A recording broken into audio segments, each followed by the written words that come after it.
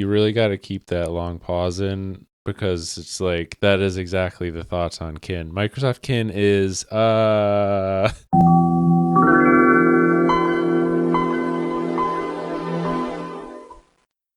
Welcome to Tech Tales. I'm Corbin Davenport, hello, I'm Joe Fedewa. and today we are talking about Microsoft Kin, which was Microsoft's first answer to the iPhone and Android, I guess, but it was like a weird side project. So what do you know about Kin? I don't know a ton. I recognize the name. I can kind of picture what they looked like in my head. I seem to remember that I thought they looked cool at least, but never used one. I don't even know if I could have ever gotten one on my carrier, honestly. I believe in the US they were only ever sold on Verizon. I Okay. don't know if there was ever a time when that opened up to other carriers or some unlocked versions showed up or something. But this was mostly a Verizon thing in the US. So the story of Microsoft Kin starts sometime before 2008. We don't really know exactly when. It starts under the leadership of Jay Allard, and it was initially known as Project Pink. Jay Allard had worked at Microsoft since 1991. First, he worked on Windows on a lot of the networking stack, and then he was a co-founder on the Xbox division. So he worked a lot on the original Xbox console, and he was later one of the people running Microsoft Zune, Microsoft's MP3 players that were competing with the iPod. And the first Zune shipped in 2006. So this project is starting somewhat soon after Zune, but a little bit after. I think it also helps to talk about what smartphones looked like in 2008. Where were we? Yeah. So in 2008, Apple was still pretty new to this market. The first iPhone was released in June 2007. And later in 2008, we would get the App Store and the first iPhone update, the iPhone 3G, but that hadn't happened yet. Google had released a few beta versions of its Android operating system, but there weren't any real Android phones until the T-Mobile G1, which showed up in October 2008. And then all the existing players were still doing fine at this time, like BlackBerry, Palm, Microsoft with Windows Mobile. So I know you're younger than me, but did you have any type of phone in 2008? no. I was late to get a phone, like a real phone. I used the first iPod Touch, and then for a while I had a family member's old iPhone 3G, but it was deactivated, so it was just functioning as an iPod. Yeah. Yeah, I had an iPod Touch also. Those were pretty cool. I think in 2008 I was probably using a LG chocolate flip phone. That's fun. That's a fun name. Mhm. So in February of 2008, Microsoft acquired Danger Inc., which was the company best known for creating the T-Mobile Sidekick phone, and they reportedly paid around $500 million dollars for that acquisition. Microsoft was supposedly more interested in Danger's intellectual property than its existing products or staff. So this is kind of like an acqui-hire rather than, they're going to keep making Sidekick phones. As I mentioned before, Microsoft already had a mobile platform at this time. It was still called Windows Mobile. Later, it would be renamed to Windows Phone. Windows Mobile development was led by Microsoft Senior Vice President Andy Lees and was not connected to Kin at all. So, this other project at Microsoft that would become the Kin phones is a pretty separate organization to the actual phones and PDAs and things Microsoft is making now, which is weird. Yeah, but probably not a bad idea because that's not like what they were going for with these things. Right. There was the goal that Kin would share with the eventual Windows Phone up there, the first version of Windows Phone 7, which was that it needed to be a pretty new platform. Like they needed to redo everything. And according to a report from Channel Web, Microsoft Kin was supposed to use the same software foundation as Windows Mobile 7, which would eventually become Windows Phone 7.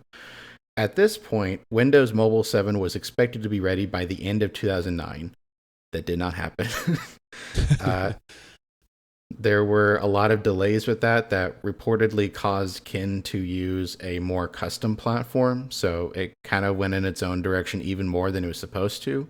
It was still based on Windows CE, like as like the super base platform, but everything on top of that, everything you would interact with was new for Kin.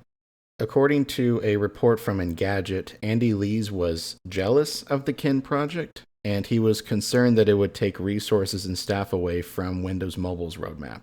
Eventually, Lees was able to gain full control over the Kin project, which forced Jay Allard into a smaller role, working on the Kin phones.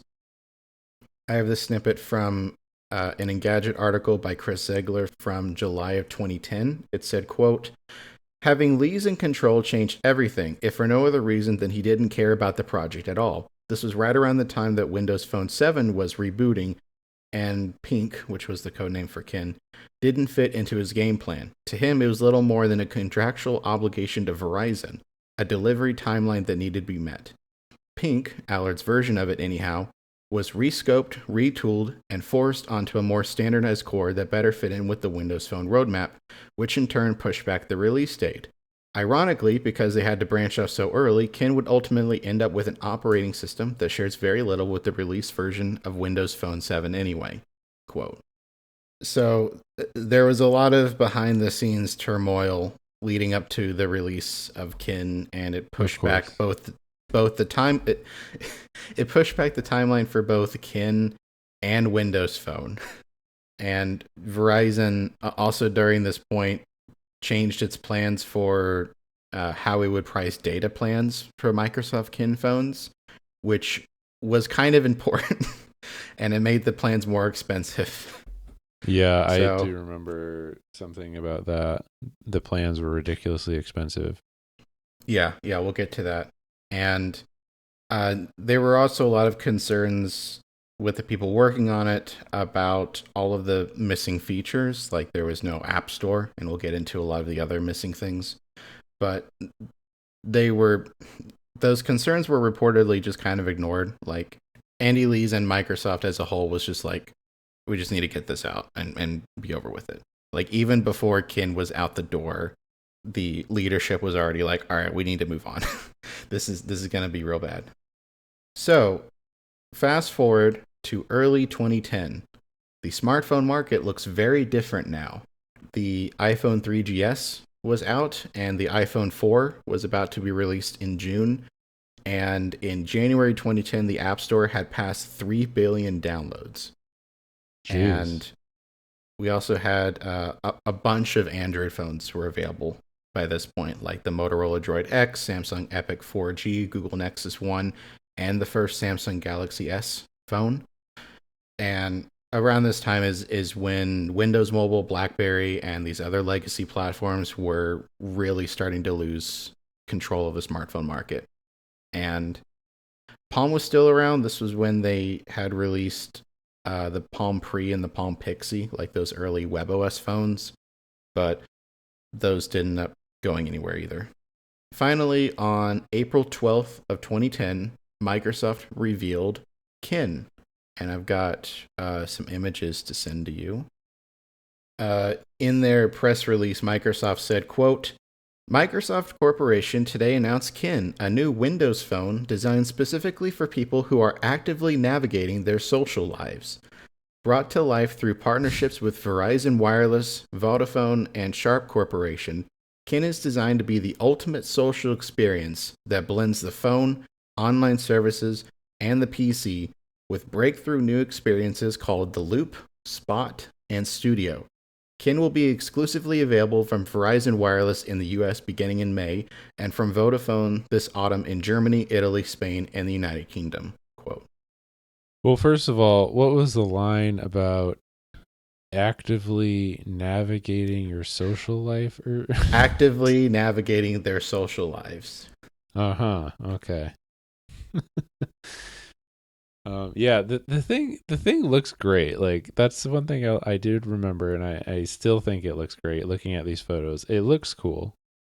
I'll get to the phones themselves in a second, but listener, you may be wondering, what is this phone for actively navigating my social life? How is that different from all of the other phones, right? Please tell me, Corbin. Yes. Microsoft Kin was not like a real competitor to iPhone or Android or Windows Mobile. It had a very simplified interface built around this home screen that they called Kin Loop. Basically, the this Kin Loop was a combined social media feed, so you could add your Facebook, MySpace, and Twitter accounts to Kin, and they would all merge together in this custom home screen. And it would also show stuff from some Microsoft services. So, instead of a normal phone today where you would open each of those individual apps and do stuff, it was all kind of merged into the core phone. And that was like a common thing that people seem to want, or at least because like I know HTC Android phones had like a similar thing like that. Like that was definitely something these companies were trying to do. Yeah, and I believe BlackBerry also had something like it. I don't remember what it was called.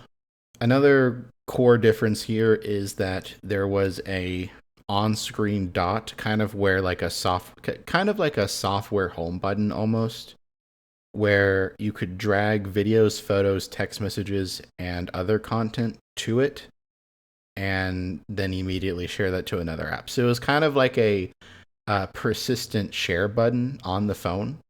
Another cool thing here that was actually pretty unique for the time was this feature called Kin Studio, where your phone data like text, call history, photos, videos, and contacts were backed up to the cloud, and then you could access them on this Kin Studio website. It was like a big timeline, and it would show like all of your photos and videos and events on that timeline. You could copy your photos from the cloud to your PC, or back other ones up or so on. And that was actually pretty cool for the time, because this was way before we had stuff like Google Photos, or like a functioning iCloud from Yeah. Apple. It is pretty cool. Like I'm looking at the photo of it and I'm like, I would, that'd be pretty cool to have right now. Like to be able to just scroll back through a timeline and be like, what messages was I sending on this day? Like that's pretty cool. But yeah, like even the website for this was pretty cool. I think it was like Flash or Silverlight or something. Yeah. It like puts all the stuff in like clouds. There's like a message cloud, photos cloud. One more unique feature is that Microsoft Kin had an integrated Zune software experience for playing music, video, FM radio, and podcasts. So you could synchronize this with a PC and put all your music on it as if it was a Zune player. In much the same way you could synchronize an iPhone with iTunes at the time. You could use your failed music service on your failed phone. Yeah, exactly. I mean, that was even like in some of the reviews, they were like, yeah, I tried out the Zune Pass thing on this. And there were two Microsoft Kin phones called the Kin 1 and the Kin 2. Both of them were designed by Sharp. And both of them had touchscreens with slide out keyboards and dedicated camera buttons.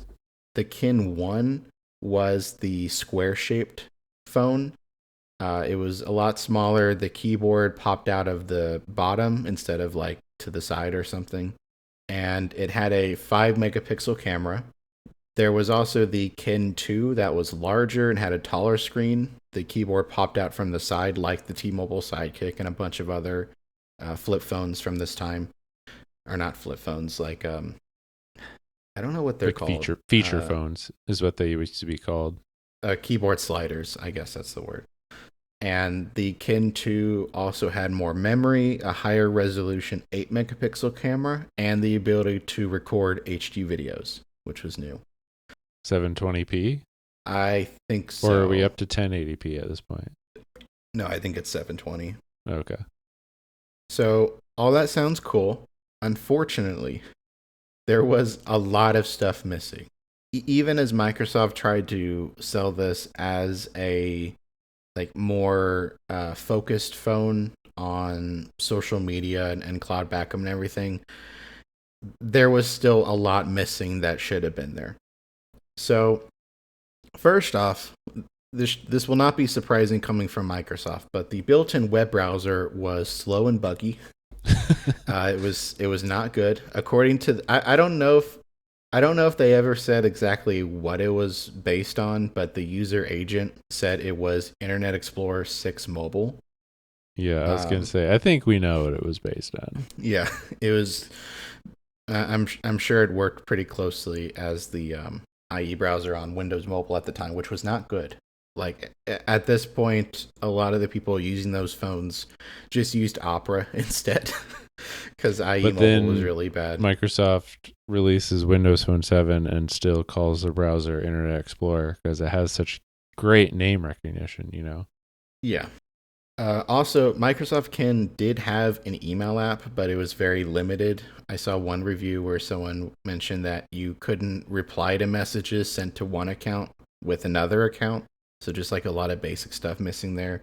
The the one that's kind of the most surprising to me is the Loop social media feed, that custom home screen thing, only updated once every 15 minutes. Hmm. So if you have a lot of, if you're following a lot of people on, you know, potentially maxing out those 3 accounts, you're not getting immediate messages at all. And you're talking about the phone home screen, not the computer website, Yes. like the actual phone home screen only updated every 15 minutes. Yes, on the phone. Ugh. And that was the only integration that had, like, you couldn't open these to go to like a full featured Facebook app or something. Like that was it. When there was something that you couldn't do in that interface, it would kick you back to like the mobile web version. So again, you're using that really bad web browser to try to do things. I saw some people point out that like if you had a Twitter account connected, you couldn't retweet something or send a direct message through that interface. It would kick you back to the web browser. So even on the functionality that's supposed to be the point of the phone, it doesn't really work well. There were so many other missing things. There was no app store. There were no instant messaging apps, which again is that's kind of a big deal for the market you're aiming for. A bunch of people using Google Talk or AIM or whatever at the time. Yeah.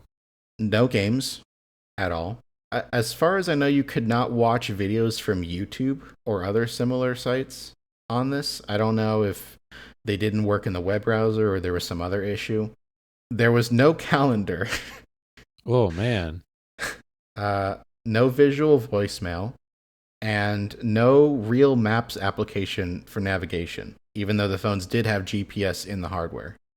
So even in the framework that Microsoft is trying to create here, where this is a phone for teens and young adults, I think some of them need maps sometimes, or they want to text people on something that is not SMS. So unsurprisingly, most Kin reviews had positive comments about the unique interface and the cloud integration, but complained about pricing and lack of basic features. And some of them also mentioned that the Kin 1 was a lot slower than the Kin 2. Okay, I've got a snippet I'll send you to read. This is from Wired's review of the Kin phones from May 6th of 2010. For $50 with the 2-year contract, the Kin 1 has a temptingly small sticker price, but don't be fooled. The contract demands a minimum of $70 per month for voice and data service, which means your total cost will be at least $3,410. That's a steep price for keeping your kids up to date with the latest on Facebook and Twitter. But if all you want is a tiny, compact social communications device and you've got a deep pocketbook, the Kin 1 is an adorable price. We're looking forward to seeing more phones like it. Like the Kin 1, the Kin 2 requires a 2-year voice and data contract with a $70 per month minimum, bringing its total cost to $3,460. Unless you're some sort of iced out play a ball in out of control, you're better off buying your progeny a feature phone and making them use SMS like all the other kids. So Iced out play a ball in. Yeah, the Wired was having fun. I've got another review from Engadget from May 5th of 2010. They said, quote, when we first saw the Kin phones, the editors at Engadget and lots of other folks in the industry said the price would be the big question when it came to these phones. If they were really destined for the hands of tweens and teens, then they would have to be offered at a price that was attractive to their parents, which means something decidedly below the standard smartphone deal, a device for $100 or $200, plus a pricey data plan. There seemed to be a general sentiment that if Verizon and Microsoft could partner on something that hit a lower price point for the devices coupled with a bargain rate data package, they just might have a foot in the door, despite the obvious limitations of the device. Even if that were true, if a great price could cancel out the faults of these phones, which it can't, Microsoft and Verizon have failed there. The 1 and 2 are being offered for $50 and $100 respectively after a $100 mail-in rebate, and they must be coupled with a standard Verizon smartphone plan, which clocks in at $30 a month. We were frankly shocked when we heard the pricing schemes. You also need a voice plan, of course, which will set you back another $40 a month. The execution or lack thereof on these products makes us legitimately concerned about what the company will do with Windows Phone 7. We can only hope that the similarities between those devices and the Kin handsets don't stretch out much further than the Windows Phone label, because in our estimation, Kin is one side of the family that needs to be disowned quickly. So, well, they were right that it was not a good omen for Windows Phone. Yeah, that didn't turn out well. So, yeah, like that's basically what kills this phone is it's missing a ton of functionality as expected by everyone working on it that, we mentioned before. But it was the service for it was as expensive as a smartphone. So why would you just not get a smartphone? Mm-hmm. I've got one more review snippet. This one is from Phone Arena. They said, quote, the Kin 1 is quite a compelling piece of hardware which can be attributed to its hockey puck looks, but we feel it is more suitable for sending a plethora of messages thanks to its good QWERTY keyboard. Conversely, the Kin 2 is the better device for those who would prefer some more impressive specs, but lacks a decent QWERTY keyboard to get to the task of sending messages. Even though there are faint similarities between Kin and Windows Phone 7, the question that remains unanswered is why would someone go with this over all the encompassing features of Microsoft's next platform? End quote. So, Phone Arena's review was one of the more positive ones I found, but even they were like, I don't know what the point is here, guys. Yeah. So, Kin is getting a lot of bad reviews.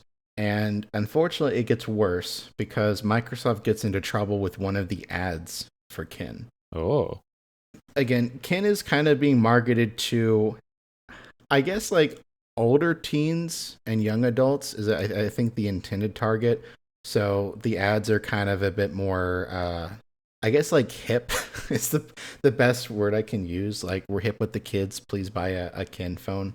So I've got a advertisement here for the Kin that we're going to watch together. And I'm not going to play this ad in the podcast because it's just the song Home by Edward Sharpe and the Magnetic Zeros playing for a minute with nothing else happening. So I'm going to get copyright nuked on YouTube for doing that. 3, 2, 1. Hold on. All right. Okay, countdown. Okay, 3, 2, 1, play. Okay, could you identify what in that ad could have made people upset? Taking the photo under the shirt? Yes. In that ad, which I'll put a link in the show notes too, so you can watch it, there's a guy, I don't know if he's supposed to be a teenager or not. All these people kind of look like they're in their early 20s at least. But I don't know, it could be like a Disney Channel situation where they're supposed to be teens. For legal reasons, they're all legal drinking age. Right. One of the guys in that ad puts a Kin phone under his shirt to take a picture of his nipple. And then he texts it to someone, and then the ad cuts to a woman laughing for a second, and then that's it. So one of the organizations that got upset over this was Consumer Reports.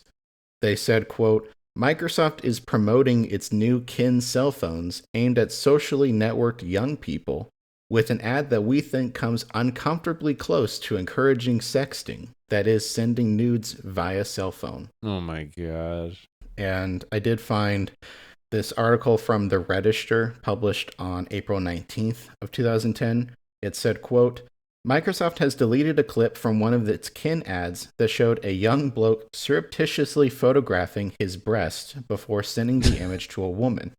Redmond apologized for including the scene in the ad for its new so-called social phone after an alarmist U.S. consumer group complained that the clip promoted sexting among youngsters. Microsoft has deleted the inappropriate portion of the Kin video. We take sexting very seriously, and we are sorry it happened, said Microsoft on its Safer Online Twitter account.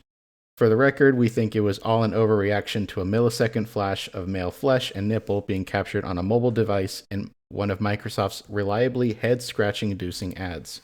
End quote. Yeah, definitely a little overreaction there, I think. Yeah. I saw the news articles when researching this first, and I was like, oh, what did they do? This had to have been bad. I looked up, I was like, no, it's just a guy taking a picture of his chest. That's it. But yeah, I guess we can watch this other ad, which is did not cause any outrage. This one is called Marching Band. It's also in the show notes. Watch it in 3, 2, 1, go. These show remarkably little of the actual phone. Mm-hmm. Also, it's mostly just scenery happening around it. And the clips in that one that are like footage taken from the phones look so bad. Yeah, I don't know if that was actually on the phones or not, but maybe. It's like, yeah, that's what I was thinking too. Is like, okay, if this is an effect to make it look like it was taken on a phone, it's not doing any favors for you. So in May of 2010, Jay Allard officially left Microsoft and the Kin project. Also around the same time, Microsoft's president of Entertainment and Devices division also left. And sources told Engadget that both of those people's departures weren't entirely related to Kin. Jay Allard just said that he wanted to spend more time on personal interests, but his personal interest was being successful. Yeah. I'm sure it didn't help. And with those two people gone, there was reportedly no one left to advocate for the Kin project at all within Microsoft, and Andy Lees fully shut it down soon after that. So, near the end of June, Verizon quietly lowered the price of the Kin phones. The lower end Kin 1 dropped from $50 to $30, and the Kin 2 dropped from $100 to $50. But the pricing for the voice and data plans didn't change. So, I don't think that actually did anything. No, not at all. Did not learn a lesson there. Well, Microsoft, I don't know if they could even do anything about that, could they? That was probably like Verizon. Yeah, I'm sure Microsoft could lower the prices for the devices themselves, but yeah, it would probably be more difficult to convince Verizon to do something. The discontinuation of Kin was first leaked by Gizmodo on June 30th of 2010, and Microsoft confirmed the news shortly afterwards. So, officially, Microsoft Kin lasted 6 weeks. Jeez. This phone was launched, and then 6 weeks later, it was dead. Or 2 phones. Like an entire phone platform that could have been more phones. And I'll send you Microsoft's official statement to read that they sent to everyone. Oh, great. Microsoft said, quote, "We have made the decision to focus on our Windows Phone 7 launch, and we will not ship Kin in Europe this fall as planned. Additionally, we are integrating our Kin team with the Windows Phone 7 team, incorporating valuable ideas and technologies from Kin into future Windows Phone releases. We will continue to work with Verizon in the U.S. to sell current Kin phones." End quote. The Kin phones that are still overpriced. Yeah. So, not great. Well, for the 3 people that bought them, they'd be real mad if Verizon just stopped. Yeah. So, reports said that fewer than 10,000 Microsoft Kin devices were sold. And John Friedman, who worked on the Kin team, said much later in 2018, quote, "I think we sold about 8,000 of them." Wow. That's not a lot. Mm-mm. And what's funny is that after this, Kin does have a second chance at life, where In November 2010, Microsoft began selling modified Kin phones with cheaper data plans. And these Kin phones, I think they were called like Kin E series or something, but they no longer had the Loop social feed, the Spot button, Kin Studio, which was the cloud backup thing, or the social media integration. So basically, they were just feature phones now. And I'm sure they did that because everyone was sitting on warehouses full of these phones that no one wanted, and they didn't want to keep the online services running. So they're just like, all right, uh, make them into feature phones. I mean, the thing is, they kind of were always feature phones. I think that Yeah, was kind of the problem. yeah. But now they were feature phones with plans priced like feature phones, Yeah, which right. they should have been from the start. But whatever. It was the M series, by the way. Okay. I don't know if it would have been possible and they just didn't do it because it would have been more work, but I feel like they missed an opportunity to just install Android on them and call it a day. Did they? I mean, I don't know if they had like the specifications to run Android. I know these were phones running NVIDIA Tegra chips, but they were like low power Tegra chips. And the Kin 1, especially, a lot of the reviews mentioned it was slow already. So, yeah, probably if they tried to put full Android on it, it might have been too much. I guess that's a philosophical question is it better to have a fast phone that does nothing or a slow phone that does stuff? Mm-hmm. Around that time where the rebadged Kin phones rolled out, the first Windows Phone 7 phones officially arrived in October of 2010 and a month later in the US. And those phones had almost nothing in common with the Kin devices. I think there was a little bit of design inspiration, but not really. There was more of a direct lineage between Zune and Windows Phone 7 than there was with anything related to Yeah, Kin. 100%. Kin ended up just being this weird offshoot that was just delayed so far to the point where it didn't really have a chance of being relevant. Like if it had shipped in 2009 or ideally 2008, it could have been a little bit better. It probably still would have failed in the end, but shipping it in 2010 after the competition was already very high, it wasn't going to work. It is sort of like crazy to think about that now when we live in this time where it's like movies will get shelved and never released. But yeah, like there was this entire actual like phones that they were like, yeah, these are not going to work, but we got to put them out. Got to do it. Yeah. So, yeah, that's the story of Microsoft Kin. Not a lot else to say, unfortunately. Well, Corbin, Um, I have a question for you. okay. If you were to find one of these on eBay, how much would you expect that they are going for? Ooh. Um, the Kin 1 was $50 initially, and the Kin 2 was 100. So Hmm. I would say maybe like I'm gonna say 50 and $100. I'm gonna say that they're You're not about the far same. off. Okay. There's a Microsoft Kin 1 tested and working for $60. There's Hmm. a Kin 2 for 197. So that's a little high, but there's also a Yeah. Kin 2 for like $65. There's a Kin 1 for $85. So you could have one. Are those the full featured Kins? Not the. Yes. Also, this is interesting. There's a Microsoft Kin engineering prototype that's on eBay for $500. Ooh, It's purple. we can fix it. We can get Ken ready for launch. Well, you just said maybe they should put Android on it. Now that you can do it. It is funny with stuff like that where there were so few of these devices sold that they're technically rare, but also no one wanted them at any point in history. Yeah. The first So listing on here is like rare Verizon phone. It's like, yeah, it's rare because no one bought it. yeah, and I'm sure actually I'm gonna go to eBay right now and I'm gonna type Microsoft Kin and I'm going to on the sidebar click sold items.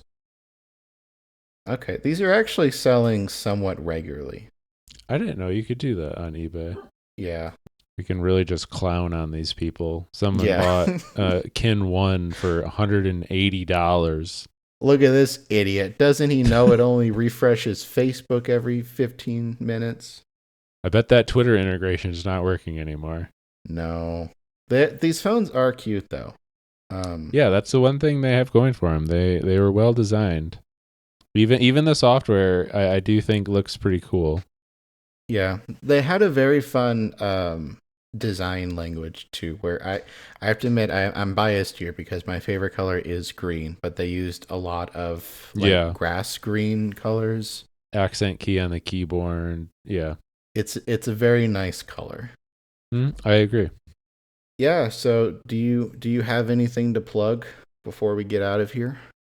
Sure. Yeah, I just started a new website called The Digestible, which is for reviewing food. I'm ranking apples. Sometimes I make pizza. It's at thedigestible.com. Yes, go subscribe to The Digestible. I'm not sure if there will be an opportunity for a Tech Tales crossover since we're not eating these phones necessarily, but not yet. It could happen. It could happen. There could be something. And yeah, you can also go follow Tech Tales on Blue Sky at techtalesshow.com, also on Mastodon at techtales@mas.to. All the links for everything we talked about will be in the show notes, along with those videos and everything else. And thank you for listening, and we'll be back in your feed soon. Bye. Bye. This is Kendra. She's on a journey to visit her social network in person. Armed with her Kin, the only phone with the loop, she gets priority updates from the people and things she cares about. So when her Facebook friend Questlove played an impromptu show in the park, Kendra knew about it right away. And so did everyone in her loop. Kin, a Windows phone born to manage your social life, living only on Verizon.